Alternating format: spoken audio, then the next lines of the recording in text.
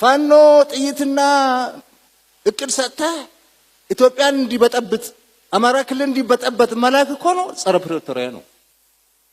ይሄ ሁሉ ግን እያየን ነው። ወደ ጦርነት ያልገባ ነው። ዳግም ያሁኑ እየሰሩ ያሉት ነገር ጉዳት አለው። ግን ጦርነት ሲመጣ ደግሞ የበለጠ ጉዳት ያመጣል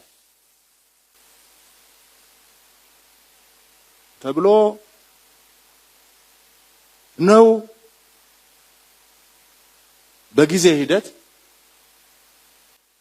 ብዙ ቀልብ የሚገዛ ሰው ይፈጠርና ይሄ ቀልብ የሌለው ተንጓሎ ይቀራል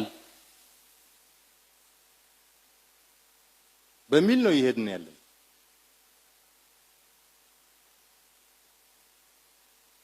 ስንት ክደት እንካዳለን።